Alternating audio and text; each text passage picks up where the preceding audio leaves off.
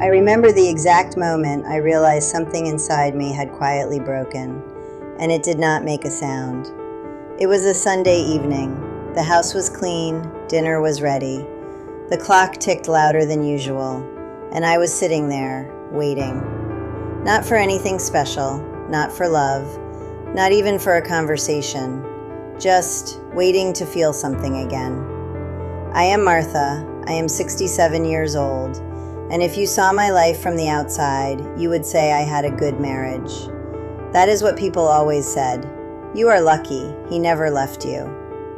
Funny how that became the definition of happiness. Maybe you have felt this too, living with someone for years, yet slowly disappearing in your own life. When I married Daniel, I was 24. He was quiet, steady, dependable, not very romantic, but safe.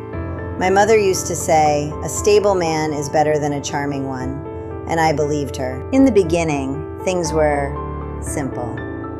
Not magical, not intense, but calm. We had dinners together. We talked about small things. We laughed sometimes. I thought love would grow with time. But no one tells you, sometimes silence grows faster than love. The first few years passed quickly. Work, bills, responsibilities. We had a routine. Wake up, breakfast, work, dinner, sleep. At first, I did not mind. But slowly, conversations became shorter. How was your day?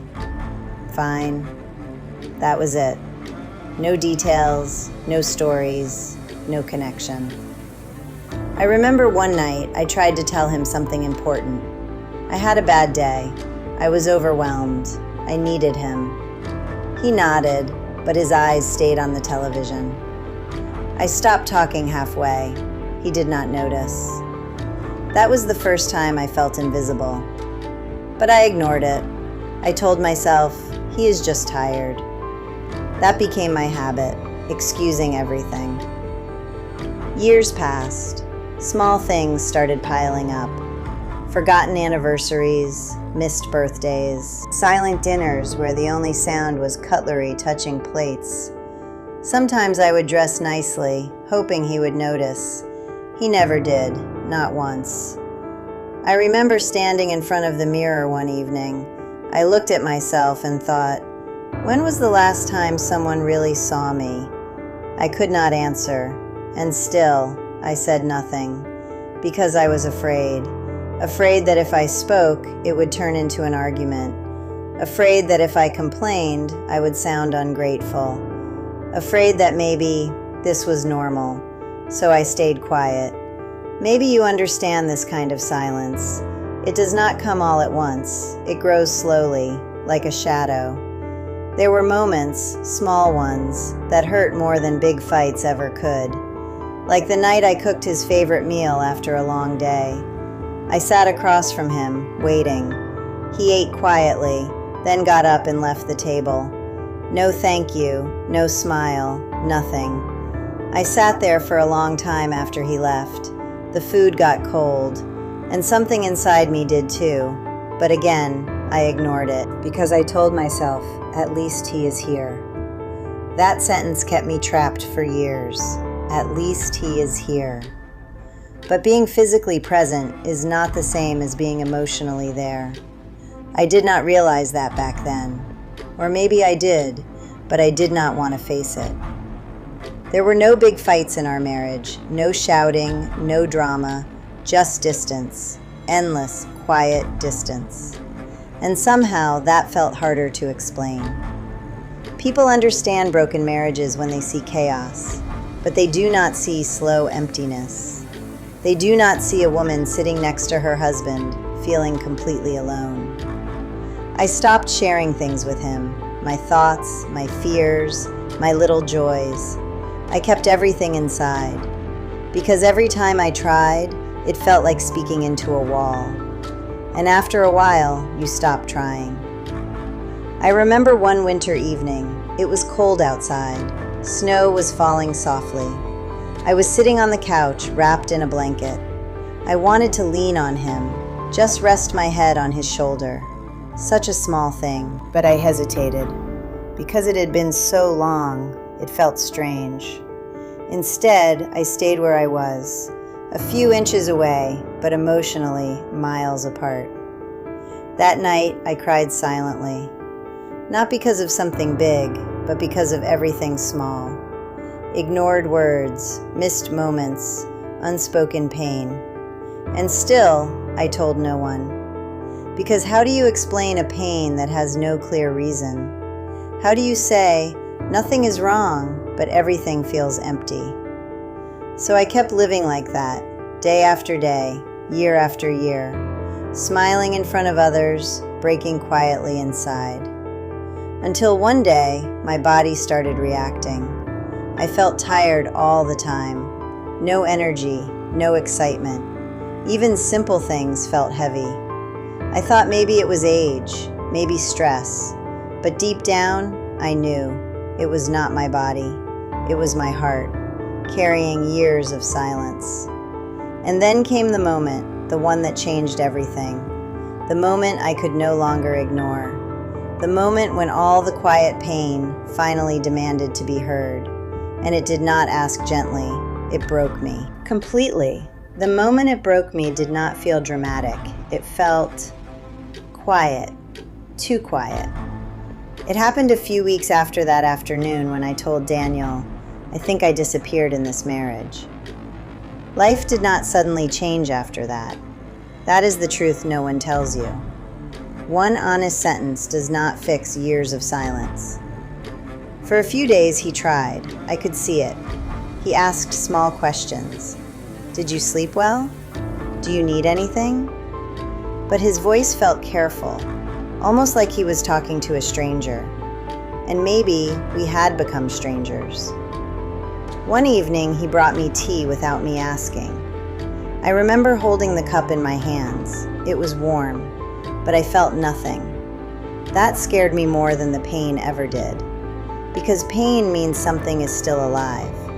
But emptiness feels like the end. Maybe you understand this too. When someone finally tries, but your heart is already too tired to respond. Days passed. We started talking a little more, but it felt forced, like two people reading lines they had forgotten long ago. I wanted to feel close again. I really did. But every time he spoke, my mind went back to all those years, all those moments I needed him, and he was not there. You cannot erase that easily. One night, something small happened, very small, but it changed everything. We were sitting in the living room. The television was on, but neither of us was really watching. I gathered courage and said softly, "Do you remember our anniversary?" He looked at me, confused. Which one? That answer felt like a quiet knife, not because he forgot again, but because it showed me something deeper. Those moments never mattered to him the way they mattered to me. And suddenly all the memories came rushing back. The first time he forgot, the second time, the third time, when I stopped reminding him completely.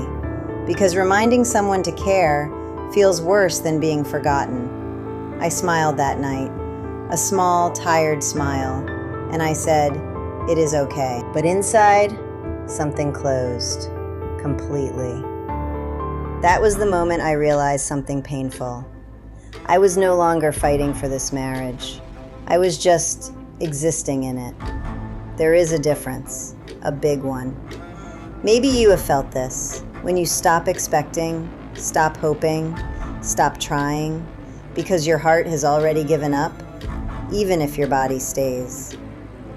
After that night, I changed. Not loudly, not in a way anyone could see, but quietly, deep inside. I stopped waiting for him at dinner. If he came, he came. If he did not, I ate alone. I stopped dressing up for him. There was no point. I stopped sharing little things about my day. He never asked anyway. And the strange part, he did not notice. Or maybe he did not know how to respond. The distance between us became normal again, but this time it felt different. Before, I was silently hoping things would change. Now, I had accepted that they would not. And that acceptance was heavier than any argument. One afternoon, I went through an old box in the closet. Inside were pictures from our early years. I sat on the floor, slowly flipping through them. There we were, smiling, standing close, looking connected. I touched one photo gently, and I whispered, "What happened to us?"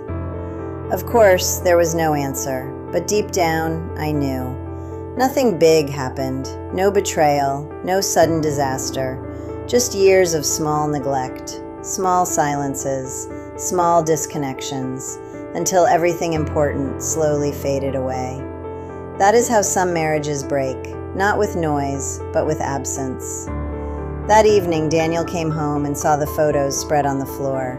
He paused. For a moment, he looked at them, then at me, and I saw something in his eyes I had not seen before. Regret. Real regret. He sat down beside me, quietly. After a long silence, he said, "We used to be happy." That sentence hit me in a strange way, not because it was wrong, but because it was too late. I looked at him and said something I had never said before. We were, but I was also lonely for a long time. He lowered his eyes, and in that moment, I realized something important. He was finally hearing me.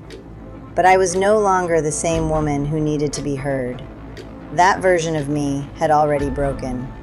And what came next was the hardest part of all, because now we both saw the truth. But seeing the truth does not mean you can fix it. Sometimes it only shows you how far things have already gone. He sat there beside me, holding one of those old photographs in his hands. For a long time, neither of us spoke. The room felt heavy, like the air itself was filled with everything we had never said. Then he did something unexpected. He said very quietly, "I did not know you felt this alone." That sentence stayed in my mind, not because it comforted me, but because it revealed the truth in the most painful way. After all these years, he really did not know me, and maybe I did not let him. But still, a question kept echoing inside me. How can someone live beside you for decades and not see your pain? Maybe you have wondered this too. Maybe you have sat next to someone, hoping they would notice something was wrong, without you having to say it. But life does not always work that way. Some people do not see silence as pain. They see it as peace. That night, we talked longer than we had in years. Not perfectly, not smoothly, but honestly. I told him things I had buried for decades, about the nights I cried quietly, about the times I waited for him to ask how I felt, about how invisible I had become, even to myself. He listened, really listened, and I could see something breaking inside him too. Regret has a certain look. It is quiet, heavy, and impossible to hide. He kept saying, "I am sorry," again and again, but something inside me did not move, because apologies cannot rewrite years. They can only acknowledge them, and sometimes that is not enough. Over the next few days, he started trying in ways he never had before. He sat with me during meals. He asked about my day and waited for the answer. He even suggested we go out together, something we had not done in years, and I went. Not because I felt excited, but because I wanted to see if something was still there. We sat in a small restaurant across from each other, just like we used to a lifetime ago. At first, the conversation felt awkward, like two people learning how to speak again. He asked me simple things. "What do you like to do these days?" That question surprised me, because I had not asked myself that in years. Somewhere along the way, I had stopped thinking about what I liked. I had only focused on what needed to be done. That is what happens sometimes. You slowly lose yourself while trying to keep everything together. I answered him, slowly, carefully, and for the first time in a long time, I spoke about myself. Not the house, not responsibilities, but me. And he listened. That should have felt good, and maybe a small part of me did feel something. But most of me felt distant, like I was watching someone else live that moment. Because when connection comes too late, it does not feel the same. Maybe you understand this. Timing matters a lot. If love comes after years of neglect, it feels unfamiliar, almost uncomfortable. As the days passed, he kept trying. Small gestures, kind words, effort, real effort. But inside me, something had already shifted. I was no longer waiting. I was observing, feeling, but also protecting myself. One evening, he reached for my hand. It was such a simple gesture, something that used to feel natural. But this time, my body reacted before my heart. I hesitated, just for a second, but he noticed. And in that second, everything became clear. Not in a loud way, not dramatic, just clear. We were trying to rebuild something that had already faded, and maybe some things cannot return to what they once were. That night, I could not sleep. I lay awake, staring at the ceiling, thinking about everything, the past, the present, and the truth I had been avoiding. Yes, he was trying now. Yes, he cared in his own way. But where was this man when I needed him the most? Where was this effort when I was slowly breaking? And the hardest question of all, was I still capable of loving him the same way? I did not have the answer, but deep down, I felt something I could not ignore anymore.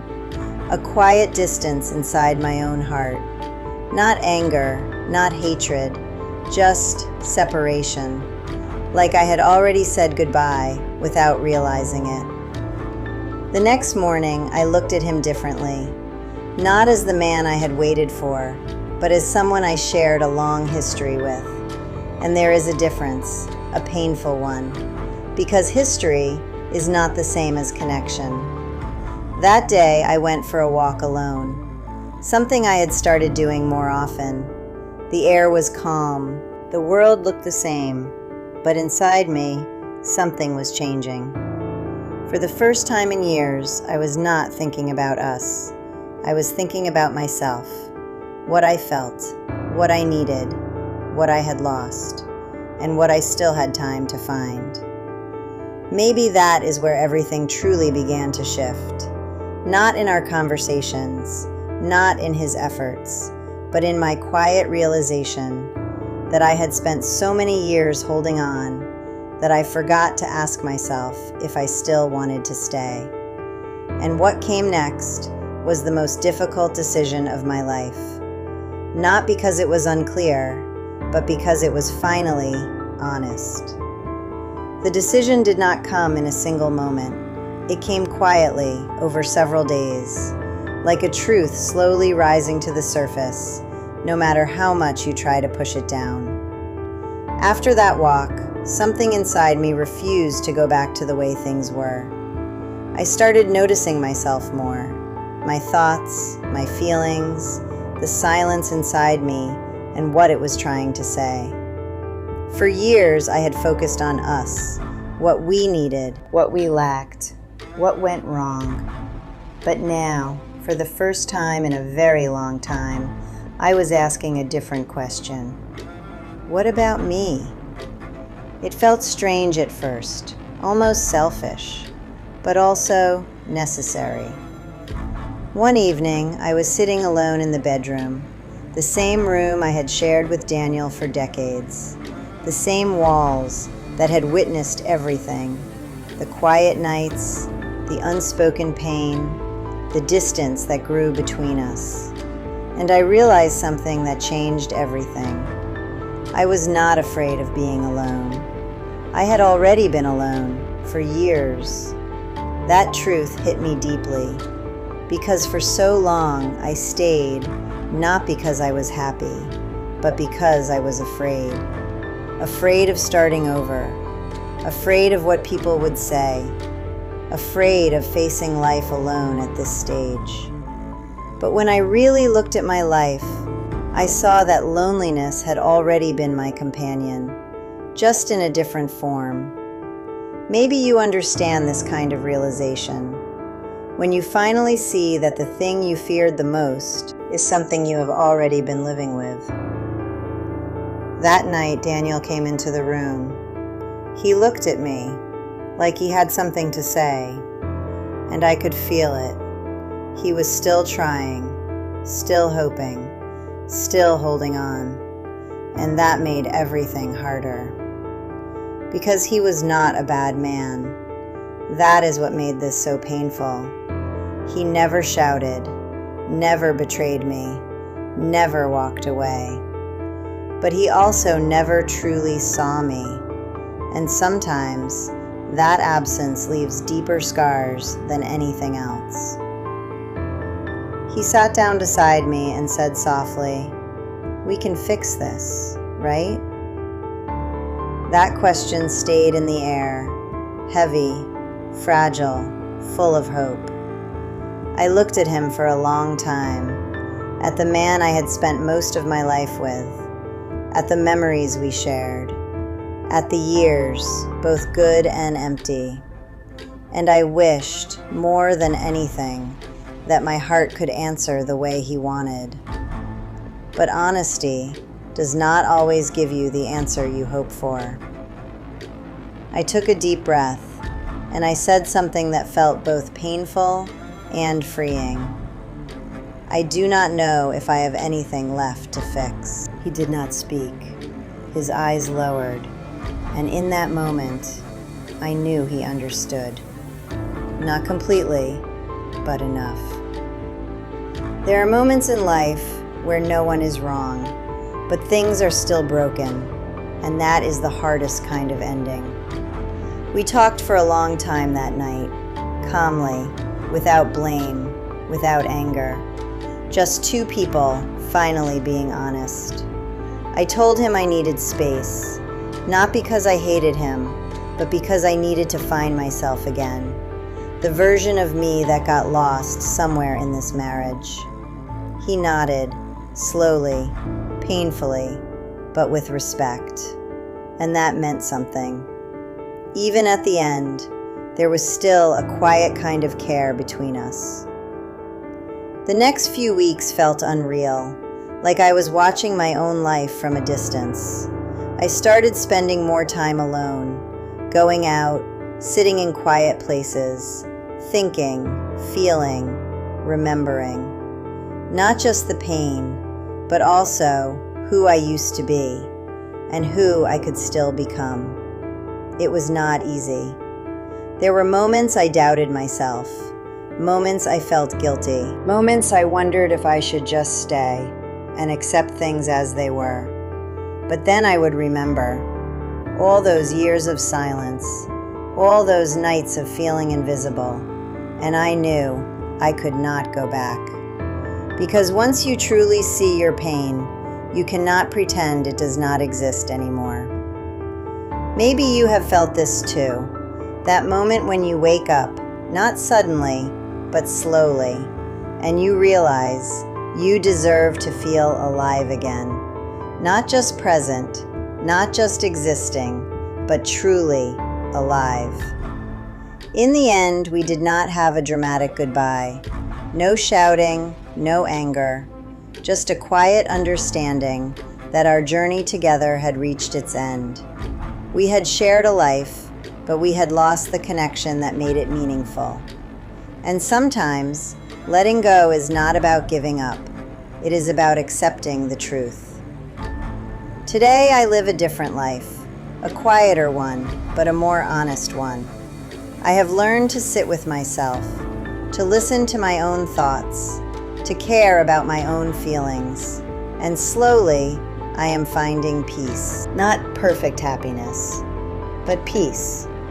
And maybe that is enough. If there is one thing I've learned from all of this, it is this. Do not ignore your pain for too long, because silence does not protect love. It slowly erases it. Speak, even if your voice shakes. Feel, even if it hurts. And most importantly, do not lose yourself while trying to hold on to someone else.